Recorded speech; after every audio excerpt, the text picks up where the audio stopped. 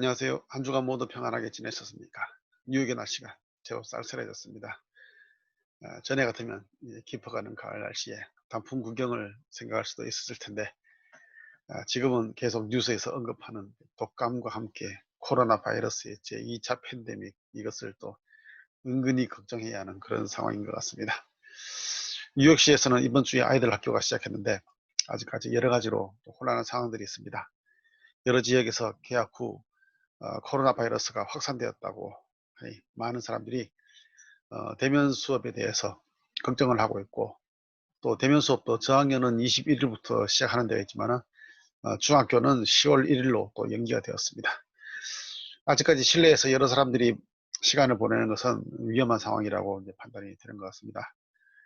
국민의 안전이나 공정성에 관련된 것들을 정치적인 대결 도구로 논쟁하지 않았으면 합니다. 아무튼 이 어려운 상황 속에서도 우리 모두가 소망을 잃지 않고 하나님의 은혜로 영육이 강건하게 지내기를 바랍니다. 오늘 주일 예배를 드리지 못하신 분들이나 함께 하나님 말씀을 묵상하기를 원하시는 분들께 이 영상이 도움되기를 바랍니다. 사도신경으로 신앙을 고백하겠습니다. 나는 전능하신 아버지 하나님 천지의 창조주를 믿습니다. 나는 그의 유일하신 아들 우리 주 예수 그리스도를 믿습니다. 그는 성령으로 잉태되어 동정녀 마리아에게서 나시고 본디오 빌라도에게 고난을 받아 십자가에 못 박혀 죽으시고 장사된 지 사흘 만에 죽은 자 가운데서 다시 살아나셨으며 하늘에 오르시어 전능하신 아버지 하나님 우편에 앉아 계시다가 거기로부터 살아있는 자와 죽은 자를 심판하러 오십니다. 나는 성령을 믿으며 거룩한 공교회와 성도의 교제와 죄를 용서받는 것과 몸의 부활과 영생을 믿습니다. 아멘. 오늘 함께 나눌 하나님 말씀은 창세기 32장 22절에서 32절입니다. 그 밤에 야곱은 일어나서 두 아내와 두 여종과 11 아들을 데리고 야복 나루를 건넜다. 야곱은 이렇게 식구들을 인도하여 개울을 건너보내고 자기에게 딸린 모든 소유도 건네보내고 난 다음에 뒤에 홀로 남았는데 어떤 분이 나타나 야곱을 붙잡고 동이 틀 때까지 씨름을 하였다. 그분은 도저히 야곱을 이길 수 없다는 것을 알고서 야곱의 엉덩이 뼈를 쳤다. 야곱은 그와 씨름을 하다가 엉덩이 뼈를 다쳤다. 그분이 날이 새려고 하니 놓아달라고 하였지만 야곱은 자기에게 축복해 주지 않으면 보내지 않겠다고 때를 썼다. 그분이 야곱에게 물었다. 너의 이름이 무엇이냐? 야곱이 대답하였다. 야곱입니다. 그 사람이 말하였다. 내가 하나님과도 겨루어 이겼고 사람과도 겨루어 이겼으니 이제 너의 이름은 야곱이 아니라 이스라엘이다. 야곱이 말하였다. 당신의 이름이 무엇인지 가르쳐 주십시오. 그러나 그는 어찌하여 나의 이름을 묻느냐 하면서 그 자리에서 야곱에게 축복하여 주었다. 야곱은 내가 하나님의 얼굴을 직접 배웠고도 목숨이 이렇게 붙어 있구나 하면서 그곳 이름을 브니엘이라고 하였다. 그가 브니엘을 지날 때에 해가 솟아올라서 그를 비추었다. 그는 엉덩이 뼈가 어긋났으므로 쩔뚝거리며 걸었다. 밤에 나타난 그분이 야곱의 엉덩이 뼈에 힘줄을 쳤으므로 이스라엘 사람들은 오늘날까지 짐승의 엉덩이 뼈에 큰 힘줄을 먹지 않는다. 아멘. 오늘의 말씀의 제목은 움켜쥔 자, 야곱이 왜 하나님과 결혼자가 되었는가. 윌리엄 캔던이라는 사람이 일찍 일어나는 새가 벌레를 잡는다고 말을 했다고 합니다. 부지런한 인간이 되라는 그런 격언이겠죠. 좋은 기회를 잡으려면 남들보다도 빠르게 움직이라는 그런 이야기입니다. 우리가 살아가는 세상은 이런 사람들을 칭찬하고 격려하고 또 실제로 많은 혜택을 주곤 합니다. 영화도 보면은 이제 조조 할인이 있고, 블랙 프라이데이 때에도 보면은 새벽에 와서 물건을 사면 남들보다 싸게 살 수 있는 그런 기회가 주어집니다. 근데 요즘은 새벽도 아니라 그보다 더 빨리 전날 밤에 세일을 하고 아침에는 쉬게 한다는 그런 이야기 있습니다. 또 리처드 바크의 책 갈매기의 꿈, 거기에서는 가장 높이 나는 새가 가장 멀리 본다, 이런 말이 있습니다. 그 책에서 조나단 리빙스턴이라는 갈매기는 자신이 태어난 운명을 거스르려고 시도합니다. 다른 갈매기는 자신들의 운명이라고 생각되는 삶의 틀 안에서 비행하는데, 그들의 비행은 단순히 먹이를 얻기 위한 것이었습니다. 그런데 조나단 리빙스턴은 먹이보다 더 관심이 있는 것은 그런 비행 자체였습니다. 갈매기 동족들의 멸시를 받으면서도, 또 그렇게 하다가 죽는다는 협박을 들으면서도 조나단 리빙스턴은 자신이 얼마나 높이 날 수 있는지 계속해서 시험해 보았고, 결국 어느 갈매기보다도 높이 나는 갈매기가 된 것으로 이렇게 그려지고 있습니다.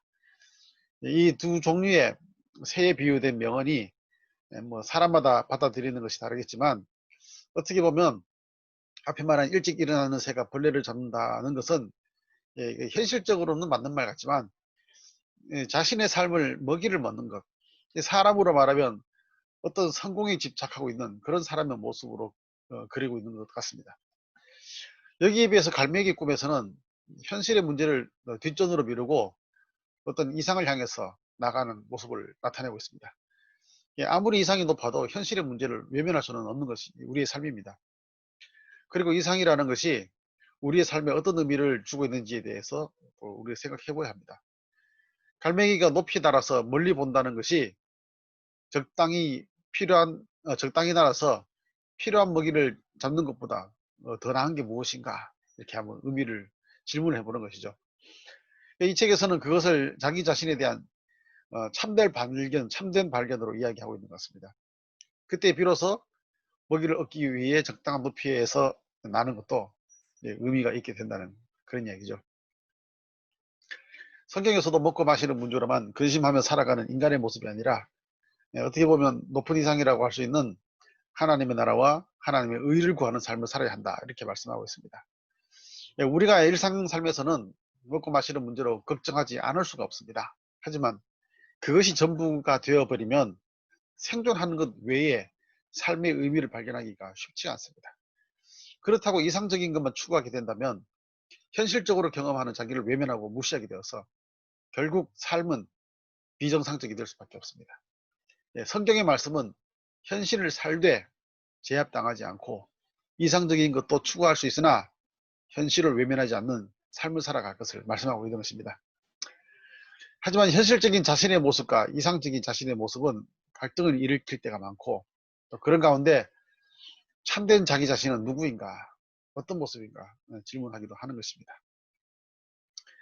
우리는 이런 이야기들을 창세기에 나오는 야곱의 삶을 통해서도 생각해 볼 수 있습니다. 오늘 읽은 성경의 부분은 야곱의 인생에서 가장 큰 변화가 일어나는 시기 또는 사건이라고 할 수 있습니다. 특히 이 야곱의 야복 강가의 씨름에 대해서 사람들은 많은 관심을 갖고 있는데, 이것이 기도냐 아니면 그냥 씨름이냐 하는 그런 관점의 차이도 있습니다. 보통은 야복 강가에서 씨름한 야곱이 하나님과 겨루고 이겼고 특별한 이름을 하사받았고, 또 그가 강하게 요구했던 축복을 받아냈다는 데 이제 집중하면서 뭔가 원하는 바를 얻기 위해서 이제 밤새 철야하면서 야곱의 씨름과 같은 그런 기도를 하는 분들이 많이 있는 것 같습니다. 아무튼 야곱이 이스라엘이라는 이름을 받았고 축복받았다는 것으로 야곱이 그 씨름을 통하여 뭔가 완성한 것처럼 생각되기 쉬운데, 실상은 꼭 그렇지 않다는 것이죠.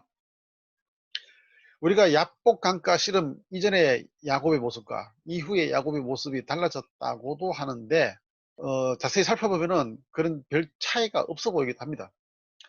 이전의 야곱은 하나님을 찾지 않고 자신의 힘으로 자신을 위한 무언가를 성취하려는 자였다고 한다면, 이후에는 하나님을 찾는 자가 되었다고도 말하는데, 이것도 성경을 읽어보면은 별로 설득력이 없어 보이는 거죠. 실상 야곱의 모습에는, 현실적 삶의 모습에는 그런 큰 변화라고 할 만한 것이 별로 발견되는 것이 없습니다. 오히려 씨름 이후에 달라진 모습에 대한 것은 성경에서 절뚝거리게 되었다라는 표현을 쓰고 있지 않은가, 그렇게 봅니다.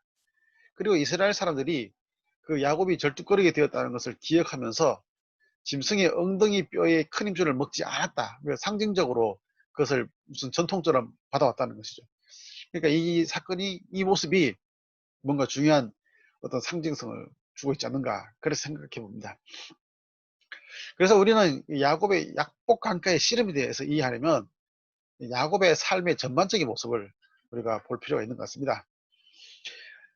야곱이 태어나기 전 하나님께서 야곱의 모친 리브가에게 말씀하셨는데, 두 민족이 너의 태 안에 들어있다. 너희 태 안에서 두 백성이 나뉠 것이다. 한 백성이 다른 백성보다 강할 것이다. 형이 동생을 섬길 것이다, 이렇게 말했습니다. 이게 뭔가 심상치 않은 전조가 되는데, 두 민족 또는 두 백성이라고 하는 건 이스라엘과 에돔을 말한다고 볼 수 있겠죠. 형은 에서가 되고 동생은 이제 야곱이라고 하면은, 그럼 간단하게 이야기하면은 에돔이 이스라엘을 섬길 것이다 이렇게 말씀하는 것으로 보여집니다. 근데 역사적으로 살펴보면은 에돔은 이스라엘이 이집트에서 종살이 할 동안 번성하여서 에서 이후 약 500년 지난 다음에 다윗이 정복할 때까지 강력한 나라로 있었고요. 또 그 후에도 흥망성쇠를 이어가다가 신약에 와서는 예수님 시대에 헤롯 왕, 그 헤롯 왕이 바로 이 에돔 출신이라는 거죠. 이렇게 이어졌습니다.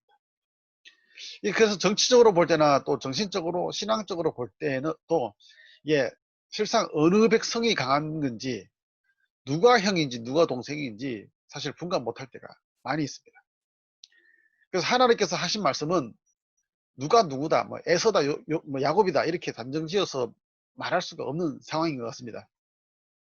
그래서 이 말씀은 현실과 이상, 세속과 신앙이라는 것이 엎치락 뒤치락하는 그런 상황이 야곱과 에서를 통해서 표현된다는 것으로 이해할 것 같습니다. 좀 더 정확하게 이해하자면 야곱의 삶 속에는 이 두 가지가 갈등을 일으키면서 공존하고 있다는 것입니다. 하나님께서는 그런 갈등이 있는 자를 택하셨다는 것입니다. 갈등이 없는 자가 아니라 그런 갈등이 있는 자를 택하셨다는 것이 성경의 이야기로 보게 됩니다. 많은 사람들은 야곱은 신앙적인 삶을 상징하고 에서는 세속적인 삶을 상징하고 있다고 보는데, 근데 꼭 그렇지는 않습니다. 이 두 형제는 쌍둥이입니다. 성경은 야곱이 에서의 발꿈치를 잡고 태어났다는 것도 놓치지 않고 이야기하고 있습니다. 야곱의 인생은 그 이름 그대로 발꿈치를 잡는 자의 모습으로 나타나고 있습니다. 야곱이 에서보다 더 신앙적인 사람이라고 생각하는 것은 결국은 편견이라고 볼 수 있죠. 야곱은 일생 동안 하나님을 찾는 경우가 몇 번 되지 않습니다. 뭐 사실 하나님을 더 신뢰했다고 볼 만한 그런 모습도 나타나지 않고 있습니다. 야곱의 인생은 말 그대로 발 뒤꿈치를 잡는, 그것도 에서의 발 뒤꿈치를 잡는 그런 인생이었습니다. 야곱은 에서가 태어나면서 가지게 된 장자권도 발꿈치를 잡듯이 잡아서 자기 것으로 만들었습니다. 그 방법이 공식적으로 인정된 방법은 아니었습니다. 그래서 장자권이 정말로 에서에게서 야곱으로 넘어갔느냐 안 넘어갔느냐 이것을 생각하는 것보다는 야곱의 그러한 삶의 태도를 보는 것이 더 중요하다고 봅니다. 또 아버지 이삭으로부터 축복 기도를 받은 것도 정상적인 방법이 아닌 발꿈치를 잡듯이 아버지를 속이면서 받았습니다. 과연 야곱은 그 축복을 무엇이라 생각하면서 가로챘을까요? 근데 그의 삶으로 볼 때 그것은 하나님과의 어떤 관계에서 나오는 그런 축복보다는 그저 에서의 발꿈치를 잡는 자의 모습으로 보여집니다. 마치 일찍 일어나는 새가 벌레를 잡는다 이런 말처럼 이 경쟁자인 형보다 빠르게 그것을 낚아채는 것이 중요했다는 것이죠. 복의 의미도 모른 채, 제대로 모른 채 그냥 축복 기도를 가로챘던 것입니다. 에서는 야곱에게 장자권을 넘겨줄 때는 아무것도 아닌 것처럼 여기더니 야곱이 막상 축복 기도를 가로챘을 때는 야곱을 죽이려 했습니다. 그래서 아마도 이 쌍둥이 형제의 갈등은 장자권이나 축복 기도보다 또 다른 뭔가가 있다는 생각을 하게 됩니다. 야곱의 에서의 발꿈치를 받는 삶의 태도가 에서가 신경 쓰일 만큼 삶의 여기저기에서 나타나고 있었지는 않았나 이렇게 추측도 해보게 됩니다. 그래서 야곱은 자신의 생명의 안전을 위해서 장자권이나 축복 기도를 받은 자의 모습과 전혀 다르게 빈손으로 도망쳤습니다. 장자권도 차지했고 장자를 위한 축복 기도도 차지했지만 정작 그의 손에는 아무것도 없었습니다. 그래서 야곱은 안전한 거주지라고 여겨진 삼촌 라반의 집에 도망가서 살게 되었고 그곳에서 열심히 일했고 또 자기가 사랑했던 라헬을 아내로 맞이하기 위해서 총 14년 일주일을 하루같이 일을 했습니다. 삼촌은 라반의 집에서도 열심히 일해서 자기 재산도 엄청 많이 불렸습니다. 그 삼촌 라반의 집이 어느 때부터인가 안전하지 않다고 여기게 되어서 야곱은 모든 가족들과 재산을 가지고 또 도망 나오게 되었습니다. 야곱은 그 길로 고향으로 돌아가려고 했는데 오래전 형과의 그 갈등 관계가 그 길을 막고 있었던 것입니다. 고향으로 돌아갈 때는 부자가 되어 있었지만 다시 형과의 대면하는 것이 두려워서 자기의 안전을 위해 자기의 모든 것을 선물이 되든지 빼앗기든지 자신보다 앞서 보냈습니다. 재산뿐 아니라 심지어 자기 자녀와 아내들도 그렇게 보냈습니다. 꼼꼼하게 계획해서 자기가 가장 아끼고 사랑하는 사람을 또 가장 뒤편에 세우고, 자기가 제일 사랑한 것은 이제 자기 자신이잖아요. 자기 자신은 아예 넘어가지 않고 때를 기다렸다는 것입니다. 주석에 보면 어떤 신학자는 이런 야곱에 대하여 자기 힘으로 문제를 해결하게 한다는 점에서 철저하게 세속적이다 이렇게 표현하고 있는데, 제 생각에는 이건 별로 적절한 표현 같지는 않습니다. 야곱이 당한 삶의 문제를 해결하는 모습을 가지고 세속적이다, 신앙적이다 이렇게 말할 수는 없는 것 같습니다. 성경에서는 야곱의 문제를 세속적이냐 아니냐 이렇게 말씀하고 있지 않습니다. 삶의 문제를 자신의 힘으로 해결한다가 문제가 아니라 야곱의 발꿈치를 잡는 혹은 움켜쥐는 삶의 태도가 문제였던 것입니다. 무언가 움켜쥐지 않으면 안 되는 삶을 살았다는 것입니다. 자기가 가져야만 하겠다고 여기는 그 뭔가를, 그 방법이 편법이든지 거짓말이든 상관없이 움켜쥐어야 한다고 생각하는 것이 그의 삶을 지배하고 있었던 것입니다. 그런데 야곱의 이야기에서 두 번의 빈손의 상황이 나오고 있습니다. 첫 번째 빈손은 축복기도 받은 후 도망자였을 때이고, 두 번째가 야곱이 고향으로 돌아올 때 형을 만나기 전 두려워서 모든 것을 형에게 바칠 각오를 하고 먼저 보냈을 때였습니다. 그렇게 빈손이 되었을 때 결국 야곱이 끝까지 움켜쥔 것이 무엇이었습니까? 아마도 야곱도 그 사실을 깨닫지 못하고 있었을 것입니다. 마지막까지 움켜쥔 것은 장자권도 아니고 축복기도도 아니고 재물도 아내와 자녀들도 아니었습니다. 자기 자신이었습니다. 그런데 어떤 자기 자신입니까? 그것도 두려움에 불안에 사로잡혀 있는 자기 자신이라는 것입니다. 야곱의 빈손의 상황에서 하나님을 만나는 장면이 나옵니다. 야곱이 어디에 있든지 하나님과 만날 수 있는 층계 혹은 사닥다리가 있음을 꿈을 통해서 보았고, 위험에 처할 수 있는 두려운 상황에서는 천군 천사들이 대기하고 있는 것도 알게 되었습니다. 그러한 것을 야곱이 이것저것 움켜진 상태가 아니라 모든 것을 버리고 오로지 자기 자신만이 남았을 때에 비로소 그것을 보았다는 것입니다. 그리고 그때 야곱은 기도를 했습니다. 어떤 기도를 했습니까? 이 야곱의 기도에는 자기가 움켜쥐고 있었던 이것저것을 보장해 달라는 기도를 하고 있는데, 결국 그것을 통해서 자신의 안전에 대해서 보장해 달라는 그런 기도를 하였습니다. 이 기도 속에 나타난 야곱이 세상을 대하는 태도는 결국은 두려움이라는 것입니다.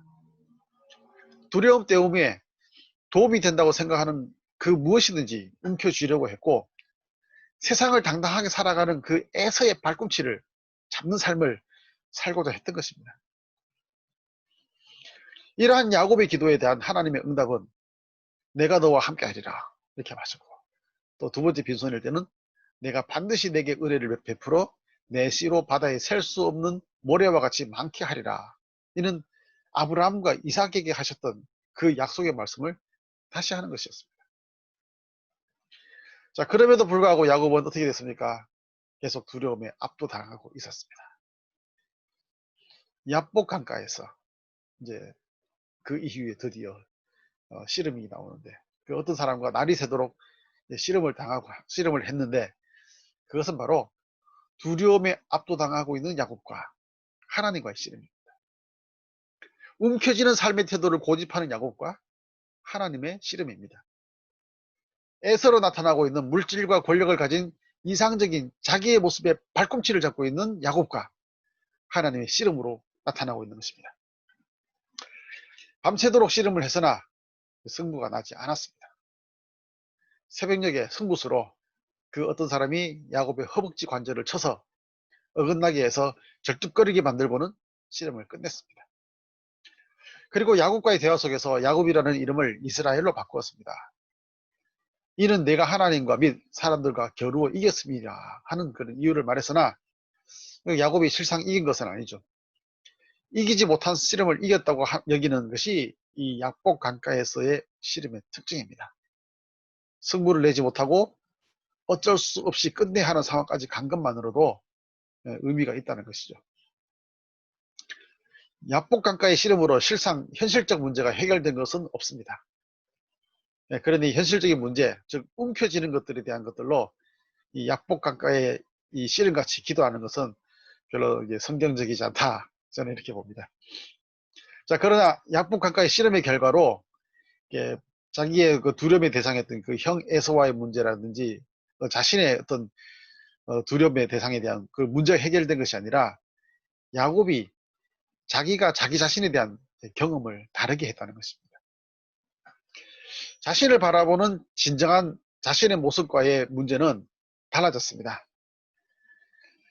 실상 두려움에 의해서, 불안에 의해서 이상적인 자기의 모습이나 자기 자신을 대체해버린 그 다른 무언가를 움켜쥐듯이 잡고 있는 현실적인 자신이 참된 자기와 대면하고 참된 하나님을 만나는 자신과 씨름하게 되면서 승부가 나지 않는 것만 해도 이긴 것이다. 이렇게 얘기하는 거죠. 그리고 하나님과의 새로운 관계는 팽팽하게 승부가 나지 않던 그 두 힘의 균형을 딱 꺾어버립니다. 절뚝거림이라는 것은 세상의 물질과 권력의 발꿈치를 잡으려고 애쓰던 삶에서, 에서의 이미지에서 발견되던 이상적 자기를 추구하던 삶에서 움켜쥐는 것을 위해 이용하려던 거짓된 하나님이 아니라 참된 하나님을 만나고 참된 자기를 실현하는 삶으로 전환되어 갈 때 나타나는 모습이라고 할 수 있습니다. 절뚝거리는 모습은 다른 사람이 볼 때는 장애가 있는 약한 사람처럼 보일지 모르지만 실상은 두려움이 없는 움켜쥐기를 그만둔 건강한 자기가 있다는 것입니다. 결론적으로 이야기하면 약복 강가에서의 야곱의 씨름은 갈등할 수 있으나 두려움이나 불안이나 또는 이상적인 자기에 의해서 압도당하지 않는, 또 참된 하나님과 관계가 있는 참된 자기의 가능성을 발견해 관한 이야기라는 것입니다. 약복 강가의 씨름에서 야곱이 이스라엘이라는 이름을 얻은 것은 결론이 난 그런 끝난 이야기가 아니라 이제 새로 시작되는 이야기입니다. 세상을 거짓된 자신의 모습을 전면에 내세워 당당하게 살아보려고 애쓰다가 참된 자기를 경험하면서 절뚝거리며 살기 시작했다는 것이죠. 예수님도 그 시대에 이상주의자들 앞에서는 절뚝거리는 모습으로 보였습니다. 우리 그리스도인들도 그렇게 보였던 것입니다.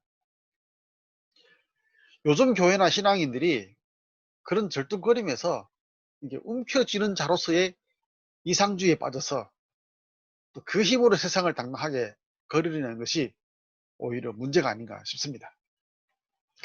예수님께서 사도 바울에게 내 능력이 약한 데서 온전해짐이라 이렇게 말씀하셨습니다. 우리가 움켜쥐는 자로서 강해져서는 안 된다는 것입니다. 한 주간 살아갈 때에 우리 주님 안에서 자신의 참된 모습을 발견하는 그런 기쁨을 경험하시길 바랍니다. 거짓된 나의 모습이 아니라 참된 자기의 모습을 발견하여서 사람들이 보는 그런 절뚝거림을 부끄러워하지 않고 두려워하지 않고 우리는 그 절뚝거림을 참된 우리를 발견하고 참된 하나님을 만나는 것이라면 우리는 그 걸음을 걸어가야 할 줄로 믿습니다. 기도하겠습니다.